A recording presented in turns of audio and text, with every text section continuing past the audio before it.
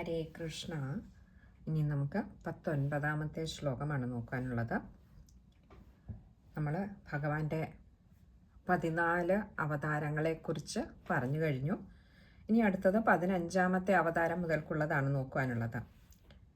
15ാമത്തെ അവതാരത്തെക്കുറിച്ചാണ് 19ാമത്തെ ശ്ലോകത്തിൽ പറയുന്നത്. നമുക്ക് ശ്ലോകം നോക്കാം.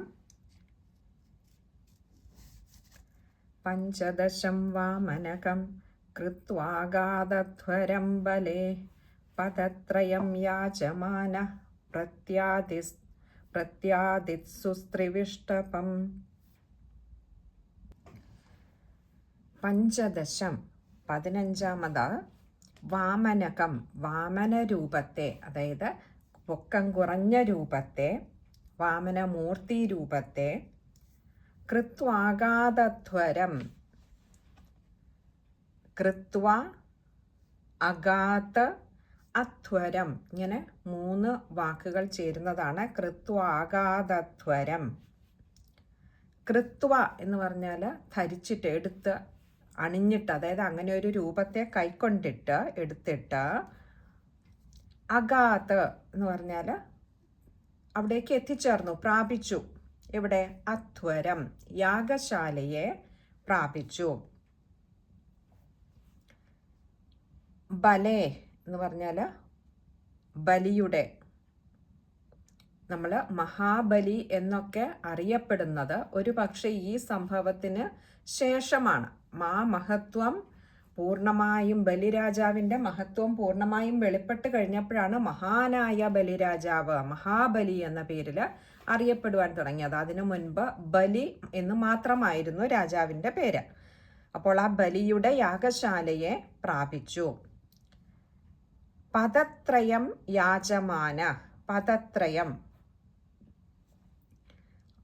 പദം എന്നാൽ അടി, കാലടി, ത്രയം 3, പദത്രയം 3 അടി, യാചമാന യാചിക്കുന്നവനായിട്ട് ആ ബലിയുടെ യാഗശാലയിൽ എത്തിച്ചേർന്നു. പ്രത്യാദിത്സു ത്രിവിഷ്ടപം, പ്രത്യാദിത്സു ത്രിവിഷ്ടപം, ഇങ്ങനെ 2 വാക്കുകൾ ചേരുന്നതാണ് പ്രത്യാദിത്സു ത്രിവിഷ്ടപം. ത്രിവിഷ്ടപം എന്ന് പറഞ്ഞാൽ 3 ലോകങ്ങളെ, പ്രത്യാദിത്സു തിരികെ വാങ്ങിക്കുവാൻ ആഗ്രഹിക്കുന്നവനായിട്ട്. അപ്പോൾ ഈ 3 ലോകങ്ങളും ആ സമയത്ത് ബലിരാജാവിൻ്റെ ഭരണത്തിന് കീഴിലായിരുന്നു, ബലിരാജാവിൻ്റെ കൈകളിലായിരുന്നു ഈ 3 ലോകങ്ങളും ഇരുന്നിരുന്നത്. തൻ്റെ പരാക്രമം കൊണ്ട് 3 ലോകങ്ങളെയും കീഴടക്കി ചക്രവർത്തിയായി വാണിരുന്ന ഒരു കാലമായിരുന്നു അത് ബലിക്ക്. ആ സമയത്ത് ഈ 3 ലോകങ്ങളെ തിരികെ വാങ്ങുന്നതിനായിട്ടാണ് ഭഗവാൻ വാമനമൂർത്തി രൂപം പൂണ്ട് ആ ബലിരാജാവിൻ്റെ യജ്ഞശാലയിലേക്ക് എത്തിച്ചേർന്നത്. ഇവിടെ വ്യാസഭഗവാൻ ഈ ഒരു ശ്ലോകത്തിൽ വലിയൊരു തത്വത്തെയാണ് നമുക്ക് പറഞ്ഞു തരുന്നത്. ഇവിടെ പറഞ്ഞത് 3 ലോകങ്ങളെ തിരികെ വാങ്ങുന്നതിന്, 3 അടി യാചിക്കുന്നവനായിട്ട് അവിടെ എത്തിച്ചേർന്നത് ഈ 3 ലോകങ്ങളെ തിരികെ വാങ്ങുന്നതിനായിട്ടാണ്. തിരികെ വാങ്ങുക എന്ന് പറഞ്ഞാൽ തൻ്റേതായ ഒന്ന് മറ്റൊരാളിൻ്റെ കൈകളിൽ ഇരിക്കുന്നതിനെയാണ്, അത് നമ്മൾ തിരിച്ചെടുക്കുമ്പോഴാണ് തിരികെ വാങ്ങുക എന്ന് പറയുന്നത്. അപ്പോൾ ഇത് യഥാർത്ഥത്തിൽ ഈ 3 ലോകങ്ങളും ആരുടെയാണ്? ഭഗവാന്റെയാണ്. അത് പക്ഷേ ഇപ്പോൾ അത് ആ ബലിരാജാവ്, ബലി ചക്രവർത്തി കീഴടക്കി വെച്ചിരിക്കുകയാണ്. അപ്പോൾ അത് തിരികെ വാങ്ങുന്നതിന് വേണ്ടിയിട്ടാണ് ഭഗവാൻ അവിടെ വാമനമൂർത്തി രൂപം കൈക്കൊണ്ടുകൊണ്ട് പോയത്. നമ്മളുമൊക്കെ ഇന്ന് ഇവിടെ നോക്കൂ, ഇവിടെ ഭഗവാന്റെ ആണ് എന്ന് പറയാൻ കാരണം നമ്മളൊക്കെ കാലചക്രത്തിൻ്റെ പരിമിതിക്കുള്ളിൽപ്പെട്ട് പോയി മറയുന്നവരാണ്. പക്ഷെ ആ ജീവിച്ചിരിക്കുന്ന കാലഘട്ടത്തിൽ നമ്മൾ പലതും സ്വായത്തമാക്കുന്നു, നേടുന്നു, പലതും നമ്മളിലേക്ക് വന്നു ചേരുന്നു. ചിലത് ബലാത്കാരമായി പിടിച്ചു വാങ്ങുന്നവരുണ്ടാവാം. ഇങ്ങനെ പലതും നേടിയെടുത്ത് എൻ്റേതാണ് എന്ന് അഭിമാനിച്ച് കഴിയുന്നതൊക്കെ കാലം നിയോഗിക്കുമ്പോൾ പെട്ടെന്നൊരു നിമിഷം ഇവിടെ നിന്നും പോയി മറയുന്ന ആ വ്യക്തി പിന്നീട് അടുത്ത തലമുറയിലേക്ക് അത് കൈമാറുന്നു, അല്ലെന്നുണ്ടെങ്കിൽ അടുത്ത തലമുറയിലേക്ക് എത്തിച്ചേരുന്നു. ചിലപ്പോൾ അത് തീർത്തും അന്യരിലേക്കാവും എത്തിച്ചേരുക. ഇങ്ങനെ അവരും കാലയവനികയ്ക്കുള്ളിൽ പോയി മറയും. പക്ഷെ അപ്പോഴും ഈ നേടിയെടുത്തതൊക്കെയും ഇവിടെ നിലകൊള്ളുന്നു എന്നുവരെ ആ പ്രളയകാലം വരേക്കും, യുഗാവസാനം വരേക്കും അതിവിടെ നിലകൊള്ളുന്നു. ഒടുവിൽ എൻ്റേത് എൻ്റേത് എൻ്റേത് എന്ന ഓരോ കാലഘട്ടത്തിലും ഇവിടെ വന്ന് അഭിമാനം കൊണ്ടിരുന്ന ഈ പ്രകൃതിയിൽ നിന്ന് നേടിയെടുത്തതായിട്ടുള്ളത് ഒക്കെയും ആ യുഗാവസാനത്തിൽ ഈ പ്രകൃതി പോലും ആർക്ക് സ്വന്തമാണോ ആ ഭഗവാനിലേക്ക് പ്രകൃതിയോടൊപ്പം തിരികെ ലയിച്ചു ചേരുന്നു.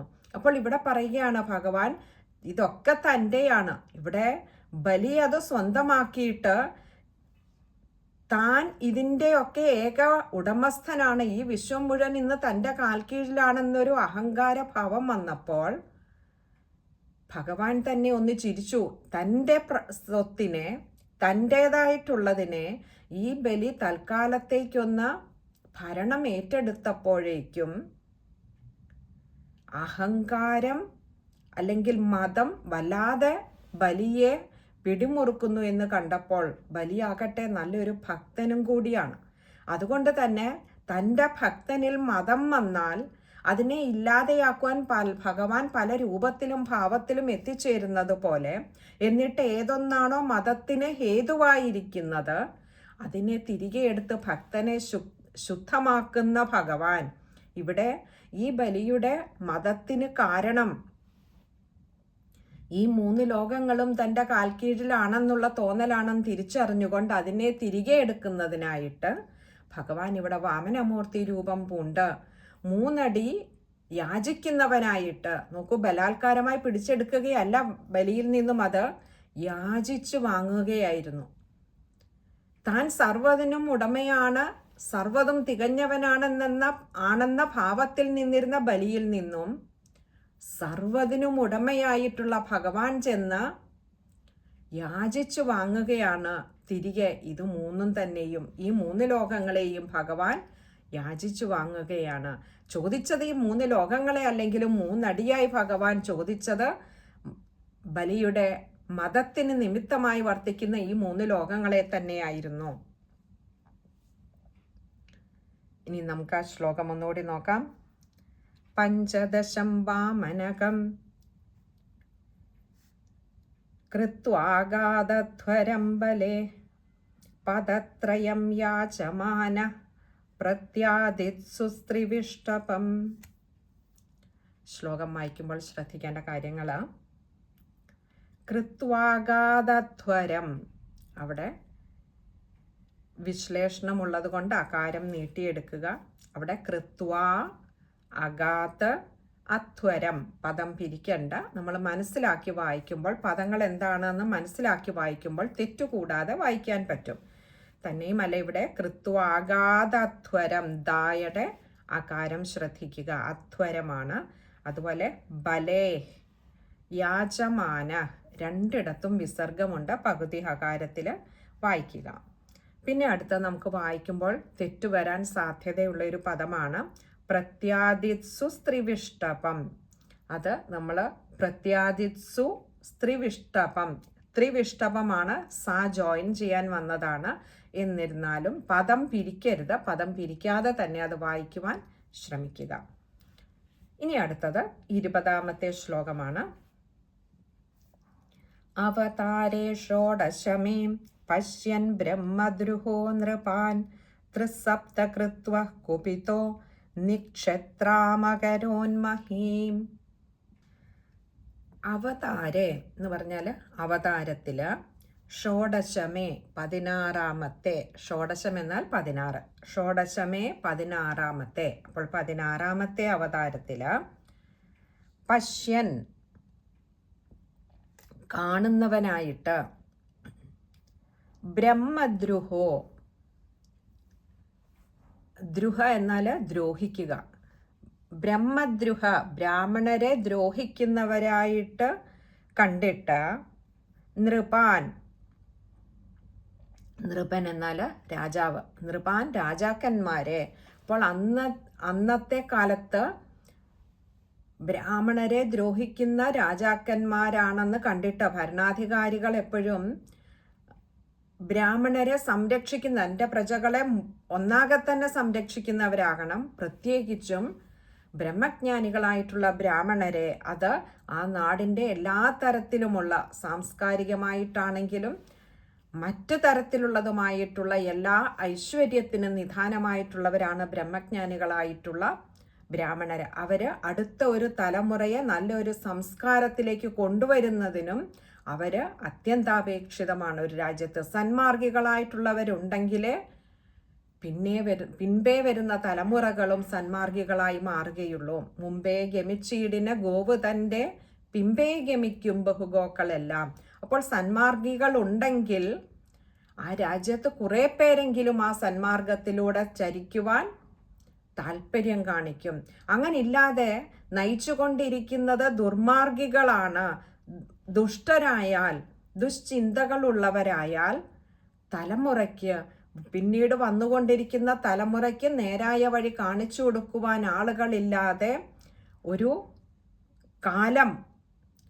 കാലഘട്ടം, ഒരു രാജ്യം അപ്പാടെ നാശത്തിലേക്ക് കൂപ്പുകുത്തും.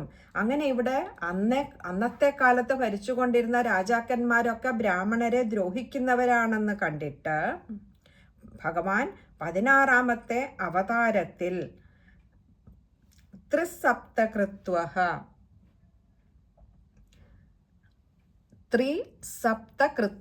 ത്രി എന്ന് പറഞ്ഞാൽ 3, സപ്ത 7. അപ്പോൾ ത്രിസപ്ത 3 7 21, 3 × 7 എന്ന് പറയും.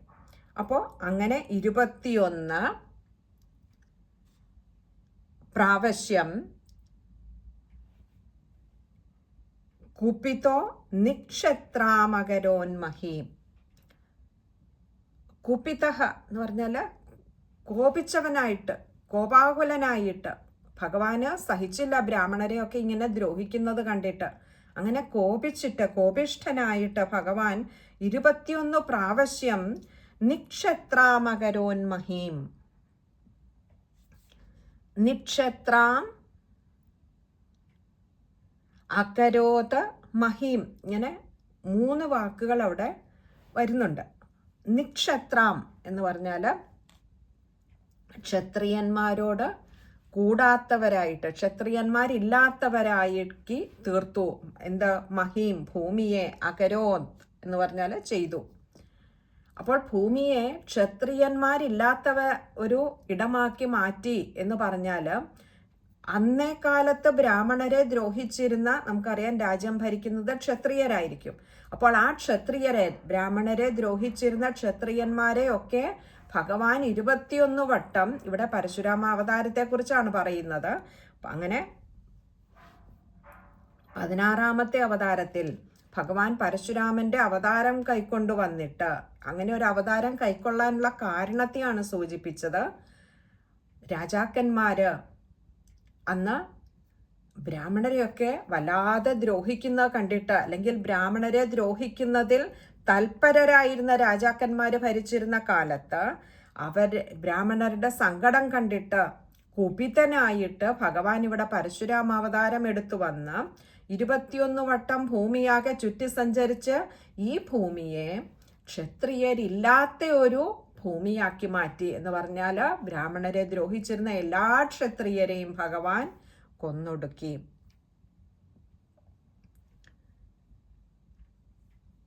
അങ്ങനെ ഭൂമിദേവി ക്ഷത്രിയ വംശം തന്നെ ഇല്ലാത്ത ഒരു ഭൂമിദേവിയായി മാറി. ഇനി നമുക്ക് ആ ശ്ലോകം ഒന്നുകൂടി നോക്കാം. അവതാരേ ഷോഡശമേ പശ്യൻ ബ്രഹ്മദ്രുഹോ നൃപാൻ ത്രിസപ്തകൃത്വഃ കുപിതോ നിക്ഷത്രാമകരോന്മഹീം. ഇനി ആ ശ്ലോകം വായിക്കുമ്പോൾ ശ്രദ്ധിക്കേണ്ട കാര്യങ്ങൾ: 2ാമത്തെ പാദത്തിൽ ത്രിസപ്തകൃത്വഃ, അവിടെ ത്രിസപ്ത, അവിടെ സാ കൂട്ടക്ഷരമാണ്. അതുപോലെ കൃത്വഃ, അവിടെ ഒരു വിസർഗമുണ്ട്. പകുതി ഹകാരത്തിൽ വായിക്കുക. പിന്നെ അടുത്തത് നിക്ഷത്രാം അകരോന്മഹീം. നിക്ഷത്രാം അകരോത് മഹീം. പദം പിരിക്കണ്ട, മായയുടെ അകാരം ശ്രദ്ധിച്ചാൽ മതിയാകും. അകരോന്മഹീം. അപ്പോൾ നിക്ഷത്രാം അകരോന്മഹീം എന്ന് വരും അവിടെ. ഇനി അടുത്തത് 21-ാമത്തെ ശ്ലോകമാണ്. അത് നമുക്ക് അടുത്ത സത്സംഗത്തിൽ കാണാമെന്ന് കരുതുന്നു. ഹരേ കൃഷ്ണ.